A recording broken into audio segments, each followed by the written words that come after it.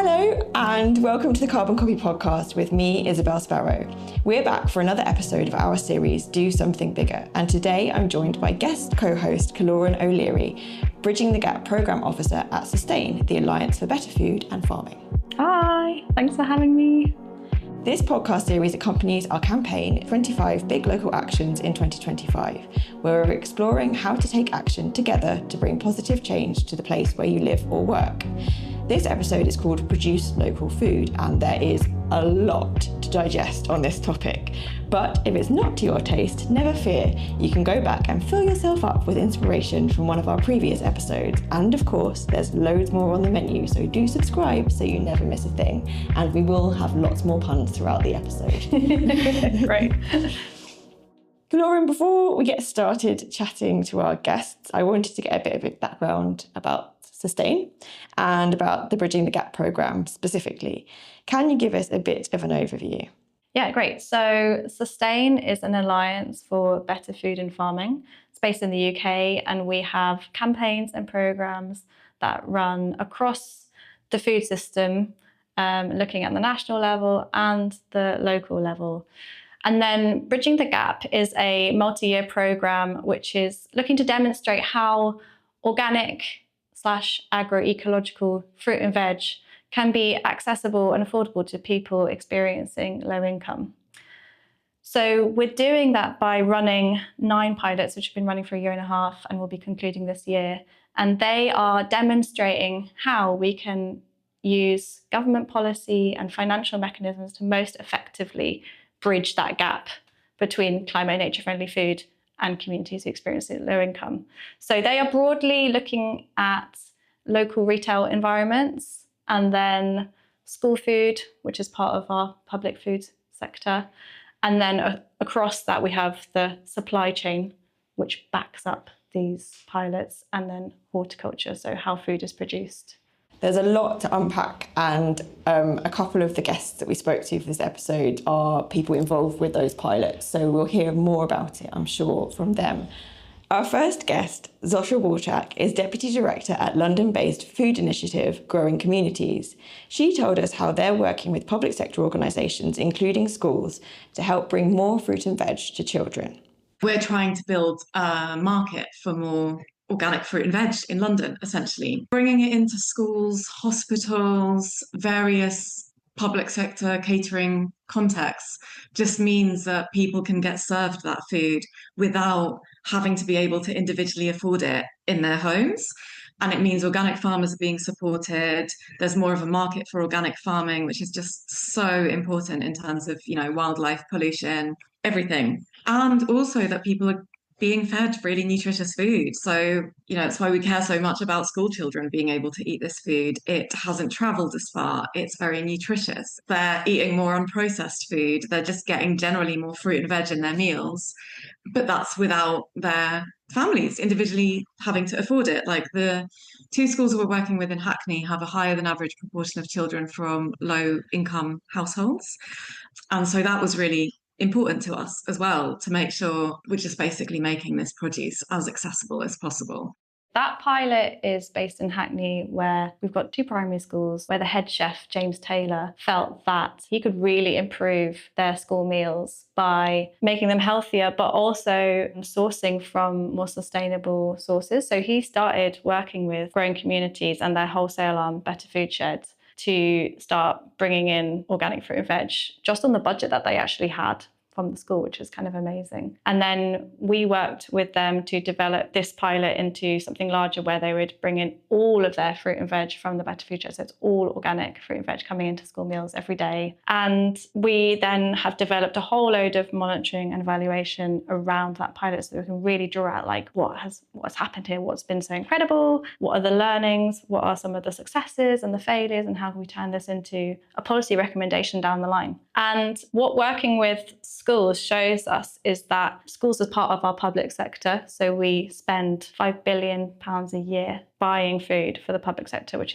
includes schools. It also includes hospitals, prisons, care homes, etc. We spend £5 billion a year on that. That is money that is already committed from the public purse. And that is money that could be going to public good and hitting a number of our targets, including ensuring that children have access to a really healthy diet, but also a sustainable diet. And we're seeing this happening. We already have a commitment from government to increase the amount of local and sustainable food in public sector catering to 50%. And what we're trying to do, running pilots like this, really show how you actually do that. And I think that working with Zosha and growing communities shows that you really need to think about the infrastructure, which is where local food kind of comes in as well. How do you actually get that food to schools in ways that is efficient and economically viable? Public sector food and school meals, it's a really powerful tool for change. It's one of the key ways that we could really kickstart a transition in our food and farming system. The idea about making nutritious, locally grown food accessible and the process of growing and preparing that food more inclusive was one of the things that Pam Warhurst, founder of Incredible Edible, told us was at the heart of this, well, incredible initiative. It's predicated on a belief in the power of small actions and that we have huge leadership skills in our communities that aren't tapped into. So it was invented 17 years ago. It was a simple concept about using food as a Trojan horse to live in our lives in a climate crisis. And how that displayed itself was through a simple model. And it was a very simple model, but you kind of got to have some shape to offer people to say, what do you think? Do you want to engage in this? And the simple model was what I call the 3 spinning plates, which was about activism around 3 focal points. The first was get up in the morning, get some seeds, plant some food, wherever it is in your neighbourhood, in the place you call home. Don't worry about what they're doing down the road. Don't worry whether anybody's doing anything in London. Forget it. Just in your neighbourhood, plant food and make it food for sharing. So that was the first thing. Community, edible landscapes to share. Grass verges, hospital sites, wherever you can. The second plate was the recognition that certainly 17 years ago, and it's not a right lot better now, people didn't know what to do with fresh food, because this is not a movement for folks who have already got it sorted, can already pay the money to use the technology that will help them live in a climate crisis. This is for everybody who maybe hasn't woken up yet to what they can actually do, but who are deeply concerned about their kids. And some of those people obviously are in our most challenged and deprived communities, and this is for everybody. So the second plate was, okay, let's share what we know. Everybody knows a bit of something. Some people know how to grow. Some people know how to cook. Some people know how to graft a tree. Let's have a chat with people in our neighbourhood and see what they know and start to share. That's just peer-to-peer. It doesn't require any money. That's the point about this. Sometimes you do need some money, but quite a few times you've got stuff in your bottom drawer or stuff you can get locally or whatever it might be. So plant seeds, share skills. And then the third plate of Incredible Edible is, if you're fortunate enough to have £1 in your pocket, spend it locally. Spend it on someone that's produced some food locally. Go to your local market without automatically going to a supermarket. You know, ask somebody where the cheese was from. Ask somebody, are the eggs local? You know, find out where your spuds came from. Whatever. Just start that local conversation about what I call a sticky money economy.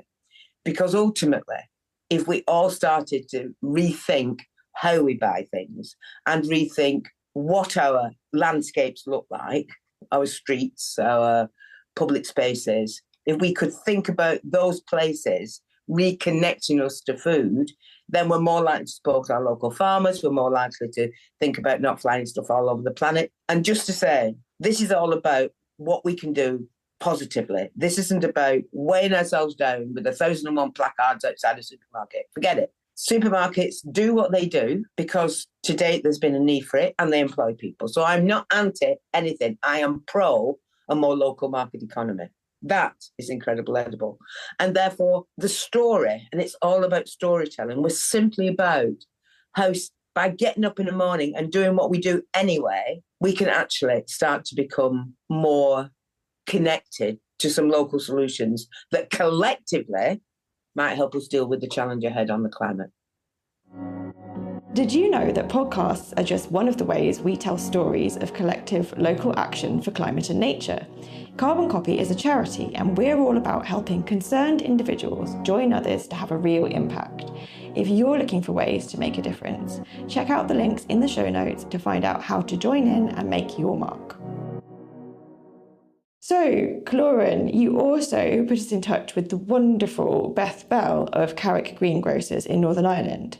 Before we hear from her, can you tell us a bit about how Bridging the Gap has been working with this initiative? So, Beth Bell and Carrick Greengrocers, this is one of our 6 local retail-focused pilots. And we approached Carrick Greengrocers because, they're amazing. And it is the case that organic, agroecological fruit and veg is a higher price. And that there's lots of systemic reasons for that. We can talk about how the big retailers are driving down the cost of fruit and veg at the expense of growers and farmers. We wanted to use the funding that we have for Bridging the Gap to plug that gap. So firstly, understand what is the price gap, and actually that the prices fluctuate seasonally. And then create a subsidy for that so we can take out the risk for Carrick Greengrocers whilst they run this pilot. Yeah, so we'll hear a bit more about the kind of accessible side of what they do in a bit, but this is how they got started.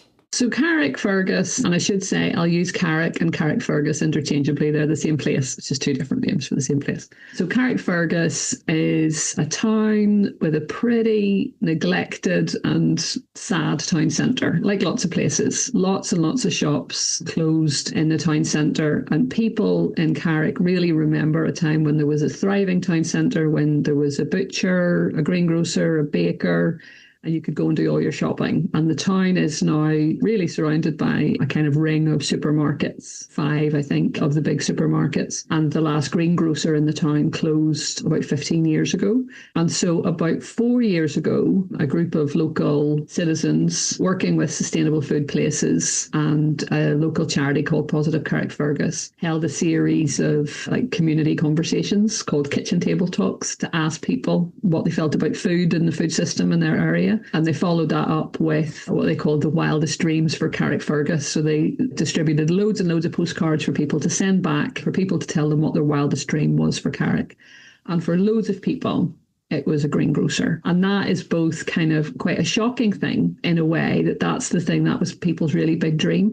But it's actually a really wonderful thing, because we're told all the time that people just want convenience, people want the supermarkets, people kind of demand this convenience. But actually, when you have conversations with people, they actually say, I don't want that. I want to be able to go to a local store in my town centre and do my shopping. So Carrick Greengrocers was really born from that. We raised our startup capital through what's called a community share offer. So our community share offer raised £34,000 over about 8 weeks. And that was our startup capital. So those 434 investors are our members and our co-owners. It's 1 person, 1 vote. So that means we have an AGM every year. We can make decisions collectively about what we do with the business. And also it means that each of those members can stand for election to be on the board. So it's a real kind of democratic model, as well as meaning that before you even open your doors, you've got 434 people who have believed in you, who are interested in your success, who want to know what the shop is like.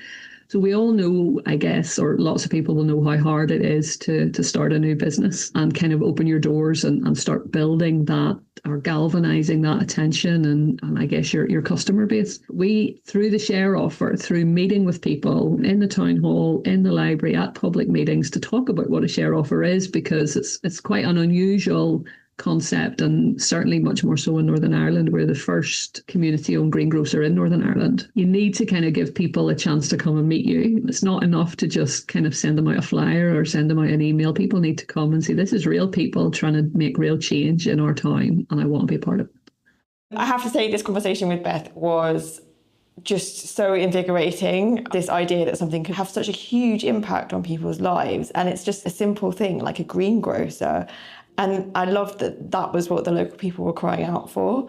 And it's just led to so much joy and positivity and just a real kind of regeneration, I guess, of this town. Not to get too distracted from the topic, though, a key question was around the local nature of the food they're working with, the food that they sell in the greengrocers in Carrickfergus is mostly extremely locally grown. So here she is talking about where they source the fruit and veg from. So we have a real focus on local and seasonal, and a real focus on regeneratively grown produce. So that is produce that's grown without chemicals and often with a no-dig method. So I guess some growers who are working to organic principles but haven't got the certification for lots of different reasons. But that kind of regenerative growing or agroecological growing is really important. And our primary growers are called Chris's Market Garden and Jubilee Farm, and they're both within 5 or 6 miles of Carrickfergus. So with Chris in particular, Chris will harvest in the morning and it's on our shelves 2 hours later. And there's lots of important things about that in terms of nutrition density and local food and soil health and all those things. But also he does deliveries himself. So when our shop is open, that's when it suits him often to come in. So he'll be walking up the street with 2 big crates of beautiful bunches of baby carrots with mud still on them. And people are interested because they see it going by and they think, and he comes into the shop. So people have got this like immediate, authentic connection, ways to talk to a farmer who's just a member of the community. So that kind of disconnect between people and the land, which has been done to us. People haven't deliberately disconnected themselves. It's been done to us by lots of different things around, big food system. So as well as that sort of produce, we also do use a wholesaler. There would be things that we get all year round. So I guess like oranges, lemons, limes, bananas, things that we cannot grow here and we will stock all year round. But strawberries, for example, we will only keep in season. So whenever it's strawberry season, we'll have strawberries in, and we could get strawberries from the wholesaler in December, but we don't. So things that we can't grow here, we'll have all year round, as I said, oranges and so on. But other things we're trying to really kind of limit to kind of within season. And again, that's a way of having that conversation about seasonality and availability, but without like lecturing anybody or making anybody feel bad. It's just like, this is what we have in our shop. And actually, because it's in season, it tastes amazing. So you're kind of connecting people positively with seasonality rather than kind of what they're lacking by not being able to get. It's like actually shopping like this and eating like this is so much better. But there's no finger wagging. There's no lecturing. It's just about, it's available here. Isn't it amazing? So it's fair to say that there's a really wide spectrum of what local means in this episode. How local is local, and how do you ensure you have the right products in the right quantities at the right time? Here's Joshua with her thoughts. To a certain extent, in large urban areas like London, we need to redefine what we mean by local food. So we can't have farms in London that are big and productive enough, by which I don't mean mega farms. So many of the growers we work with are sort of small to medium farms, but they wouldn't be able to grow in London, obviously. So because we don't have those farms in London, and we can't have them that have enough of a scale to feed a large number of people in an urban area, we need supply chains like the ones that we have set up to connect us to those local farmers. And that's basically what we're trying to do. So yeah, we do have our local small growing sites, and they do produce food. And on our Hackney market gardens, we grow salad, which is sold to the veg box scheme, and also to local restaurants. In Dagenham, we do the same thing. We grow a lot of salad, and there is a very tiny box scheme operating out of our Dagenham farm as well. But really for us, it's sort of about creating a supply chain that links Londoners to local farmers. And by local, we don't mean down the road. We mean within 70 to 100 miles of London, in Kent, Essex, Cambridgeshire, and further afield as well. That's sort of what local means in an urban context if we're talking about feeding a lot of people. So if we're talking about feeding hospitals, schools, or 10,000 people across all the boroughs that we supply. Yeah, I think Sasha kind of gets at something that I would also echo, which is, well, I suppose, yeah, what does local food actually mean? And I think you can think of it as like there's two concerns. So there's absolutely one way of looking at local food, which is that it's food that is produced, processed, sold, eaten, all within some region, local area. You can also, at the same time, look at it as food that is produced via transparent supply chains that focus on small and medium-sized businesses.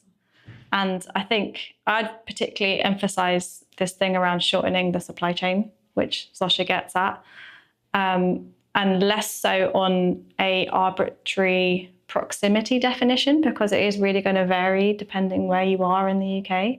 That thing around a farmer-focused supply chain that really prioritizes the smaller and medium-sized growers and also businesses that are in the middle is really the key for me. I would also say, let's think about what are we really trying to do? Like, what's the benefit of local food? What could it deliver for us? So looking at where the UK is right now, how much fruit and veg we actually produce, we grow 55% of the vegetables that we eat. And then we grow 15% of the fruit that we eat. So particularly for fruit, it's a really low baseline. So there's absolutely the case to increase the supply of food in our country, particularly fruit and veg, because it's so good for health and climate as well, and nature. Over time, we've lost a lot of our local infrastructure. So these are like places like what growing communities do, where food is aggregated from all the different farmers who are around London. It all comes into one hub, and then growing communities sends that out to veg box schemes and now schools as well. So increasing our efficiency there will do so much for local food and ensuring that it's also at a viable and efficient scale, so that customers can afford that produce. Some of the benefits as well, which I think Pam gets at too, is keeping money within regions. So developing a local economy is really important, and local food is incredible for that. Actually, people are spending money on food, and then that stays within the economy. That is amazing for particular different regions. And then there's the community aspect, which again, I think Beth talks about so brilliantly. Like, what does local food do for a community? It's not just an easier, an accessible place to get your fruit and veg. It's also it's a place where you can talk directly to the people who are selling you your fruit and veg. Incredible Edible focuses on the absolute hyper-local growing and consuming of produce, but the impact is far from hyper-local. From small beginnings, the story has spread across hundreds of different places in the UK and beyond. Pam told us how storytelling has had a huge part to play in getting more people growing. Nobody can believe what we've done for 17 years with practically no money, because I'm just a pensioner, but nobody pays me. So in consequence, I can do what I want. And therefore I can tell stories where I want to tell stories. And along the way, that's what happened. So pure happen chance and serendipity. A few mates of mine in Tobberden, we just got together and we started growing. But we're a bit savvy, so we got a nice piece in our local rag from a woman who completely got it, put us in the right context. These are some loopy women who decided to grow cabbages and grass verges, but rather telling the story about why we thought this was the way that we might engage more people who weren't up to that point engaged. So as a result of that, it was picked up by a regional newspaper. As a result of that, Hugh Fernley-Whittenstall did a piece and came to Tobberden. We couldn't have ever afforded that level of publicity. But it was fantastic, because if you just kind of like fall off a wall, people catch you. And it went from there. And so we did our stuff, and then Wakefield did its stuff, and then Lambeth did its stuff. And, so we are a collective, if you like. We have if you want to put it that way, we're a franchise. It's the Incredible Edible. These are the spinning plates. If you want to do it, wake up in the morning. There's no membership fee. If you eat, you're in. Just get on with it. Do it. But tell the story. Tell the story. Because that's what really connects us to this belief that we're also part of that story. I wanted to go back to something that we discussed right at the beginning around access to healthy food and the challenges of people from lower income families being able to access fresh, nutritious produce. And as we mentioned earlier, organic, sustainably grown food does tend to come with a higher price tag. And I spoke to Beth from Carrick Greengrocers about this. Most of the veg they sell is organic, or at the very least it's produced using agroecological farming techniques. So I wondered if this meant that the food was also more expensive and maybe unaffordable for some. And, you know, there is still definitely a stereotype attached to eating organic, buying organic produce, that it's only really accessible to people kind of upper middle class, Waitrose shoppers. So I wanted to know how Carrick greengrocers avoided this perception. It's a real mix in terms of our customers and demographics. And the best way to talk about it, I think, is like our average basket spend is something like £7.40. And that's people coming in, as I said, and buying a few bits of vegetables a few times a week, or a few bits of fruit a few times a week. Sometimes, of course, somebody will come in and like shop for a hamper or get their Christmas shopping, and they're going to spend 40 quid. But our average spend over the year is like £7.40. And I think that says quite a bit, I think, about our demographic. Also, then you do have people coming in, literally like people kind of walking past and calling and buy an apple for 65p. And that feels to me like a really important way of kind of demonstrating that accessibility. I think when we talk about price, particularly in like relation to supermarkets, there's an assumption that the supermarkets will always be cheaper. And sometimes that's a myth, actually. Quite often, yes, they are cheaper, but they've flown 3,000 miles and you'll get them home, and the next day they've gone soggy, or they've gone soft, or they've gone slimy in your fridge, or whatever it is. So it's a false economy. But also sometimes when we do like price checks and price comparisons, and we had some baby carrots in that were grown up the road, no dig, chemical free, bunch of baby carrots, and they were actually cheaper than conventionally grown baby carrots in Tesco's. So there's something about myth busting as well. But there is something about affordability, and we're really pleased to be working with Sustain. So they provide us with a grant, which means that we're able to subsidise the cost of all of that good, local, regeneratively grown food, the cost of 50%. We call it our Friendly Food Club. So people join the Friendly Food Club and they're able to access that really good, nutrient-dense local food at a much lower cost, in kind of recognition that like organic food is seen correctly as being more expensive. And it's really important to find ways to kind of break that down. Obviously, in a future food system, all food should be grown like that. That should be the norm, and everybody should have access to it. But we need to find some ways now to address those barriers, and bridging the gap is one that we're really pleased to be part of. If you're feeling inspired to get involved with a local food growing organisation, or with helping more people where you live to access locally produced food, then there's lots of information on Carbon Copy's website to help you get started. I asked Zosha what her advice would be to people looking to join in. One thing I would say is, if you can, find your local community veg box scheme. So I'm a non-executive director at Better Food Traders, and Better Food Traders is a network that covers the whole of the UK and advocates for and represents and supports local better food traders. So that's kind of retailers, veg box schemes, shops that are trying to also change the food system in a practical way. And they've got an interactive map where you can find your local shop or community veg box scheme. So I would say to everyone, if you possibly can, sign up to one, because it's just such an excellent way of connecting with your local farmers and growers, and actually contributing in a very real way to food system change. And, you know, that's one way. If you work or are part of, or an employee anywhere where there's kind of catering offered, again, if you're in London, definitely talk to us, and we can see whether we could supply you. Basically, we'd really like to talk to more people working in catering, public sector institutions, things like workplace catering as well, to figure out whether there's a way to work together, because improving your food provenance and supporting more organic farmers and ethical supply chains is just such an effective and potentially impactful way to kind of meet your environment and climate targets as well. So yeah, like, connect with us, basically. We're very open to kind of talking to anyone about that. You know, likewise, if you're involved in any primary schools or any schools in London, and you would be interested to kind of hear about whether we could supply your school or suggest anyone who might, we'd also be very up for talking. with you. For anyone who might feel like their local area would benefit from a greengrocer or another kind of community-owned food business, Beth had this advice.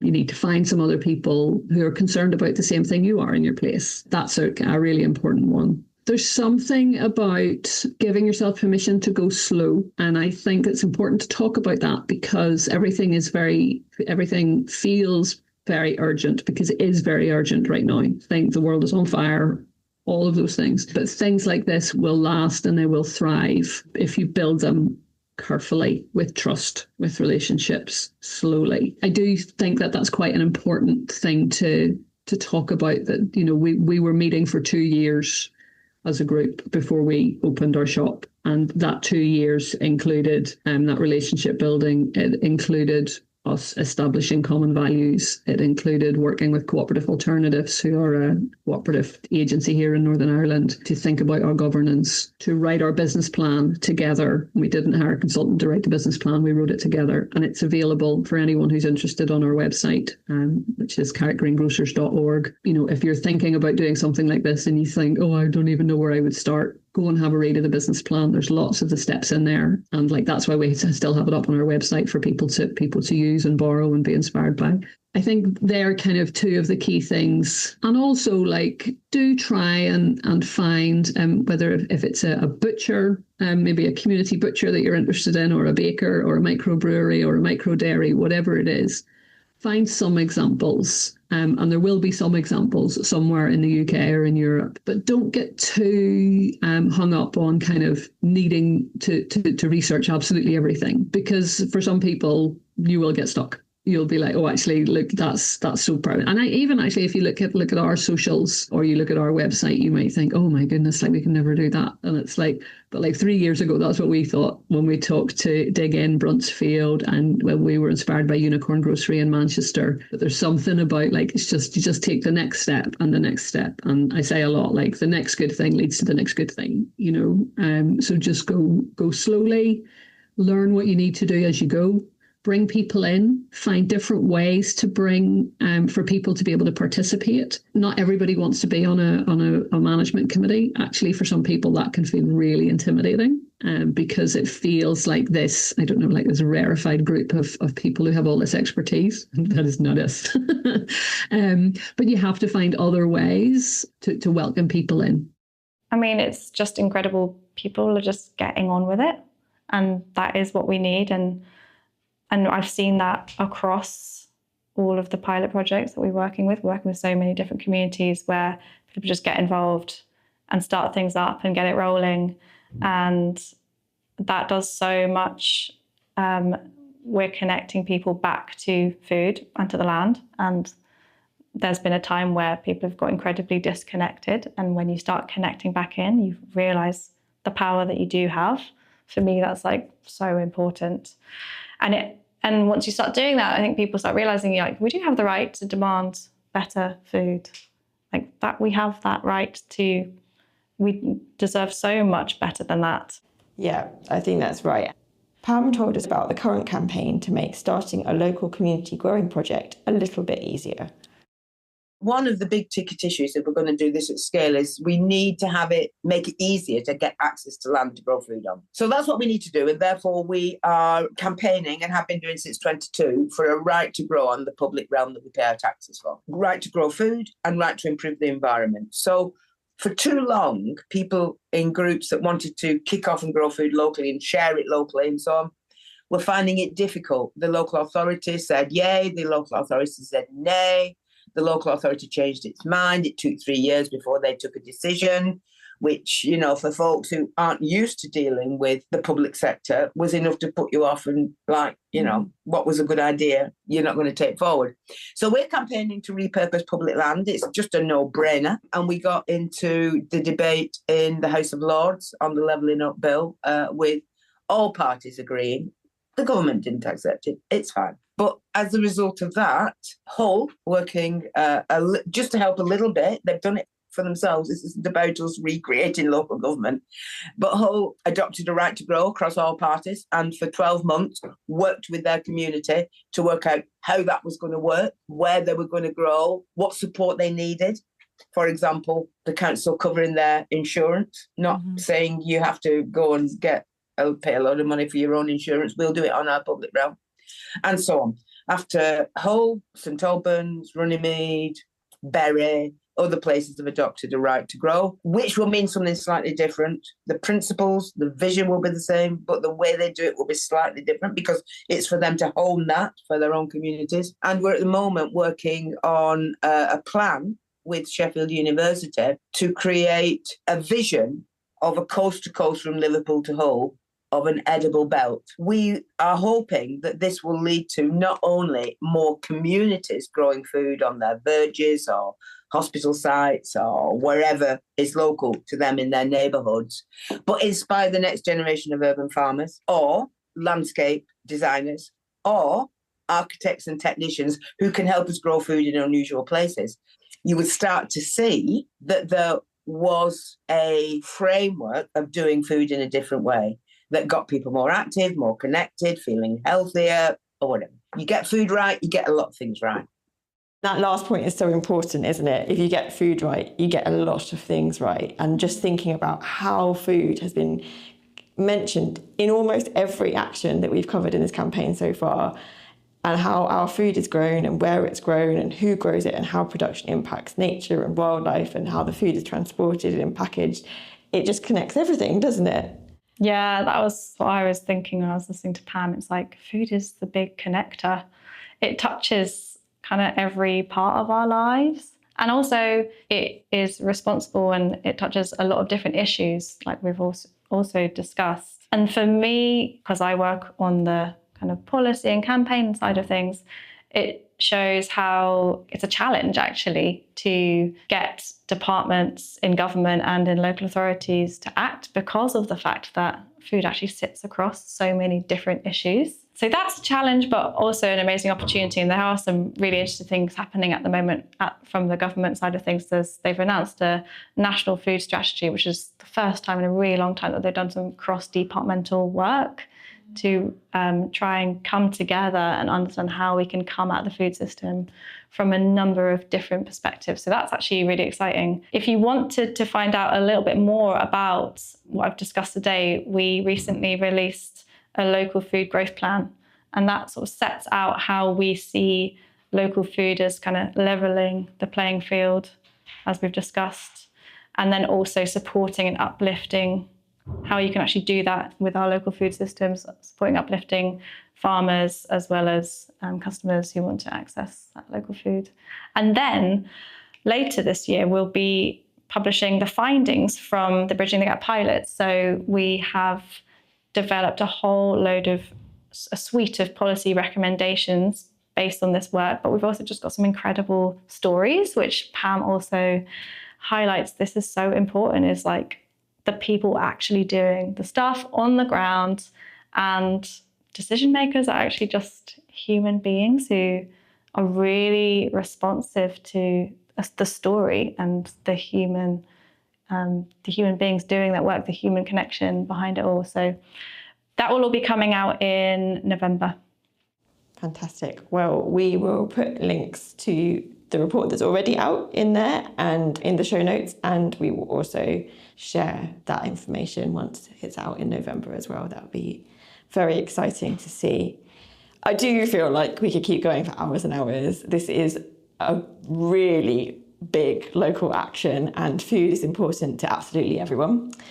We will be coming back to another food-related topic in a few weeks' time when we'll be speaking with your colleague Vera about food partnerships and sustainable food places. So do keep an eye out for that one. Now let's sum up what we've learned in this episode. I suppose it's about getting people where they are in their lives, connected back into food. And there's all these big, heady issues. I think actually if we can just bring food to where people are at, we can actually get into those conversations more easily. That's what it's kind of made me think about, is like, go where people are at, meet them where they are, bring them the food that is grown in their area and connect them back into the food system. Yeah, and I think actually most of the users of the initiatives that we've spoken about today, they're probably not thinking about it in any of these big terms or any of these big kind of issue solving they're not thinking about it like that. They're literally just thinking, oh, cool, my town has a greengrocers now, I'm going to buy some carrots. Or, oh, great, my school is now serving organic food, I'm just going to like really enjoy having that. I don't think that, you know, a lot of the times like we're thinking about the really big kind of strategic like policy stuff, but actually for a lot of people it's just things are better because of this stuff existing, and that's great, and that's all they need is just for things to be enjoyable and better. Yeah. And at the same time, I think when you start up a project like this, which you can see from the case studies that we've already drawn out today, and the conversations we've had, like definitely people do care about what they're eating and what goes into school meals, what children are eating. It absolutely is on people's agenda. But like you say, people live really pressured, busy lives. And that's where local initiatives come in, help bring people together, help have these conversations and kind of myth busts as well. We need to do that and challenge some of the assumptions we have about what people care about. Yeah, I think that's right. And I think a lot of people would be really glad to know that the food they were eating was healthier, that it was produced more locally. But, you know, without these kinds of initiatives, that maybe isn't going to be possible for them. So it's really fantastic that people who maybe, you know, 10 years ago wouldn't have had the access are now able to have the access and can become advocates for it as well through having had that. You've been listening to Do Something Bigger from the Carbon Copy podcast. This episode, Produce Local Food, was written and presented by me, Isabelle Sparrow, and co-hosted by Kiloran O'Leary, Bridging the Gap Programme Officer at Sustain. Our editor and producer was Alex Arosa. Thank you so much for your time. It's been really great having you here, and thank you as well to Zosha, Pam and Beth for their time. And thank you for listening. Our next episode is Borrow, Don't Buy, where I'll be joined by Party Kit Network founder Isabelle Mack to share stories about sharing. Don't miss it. Until then, goodbye.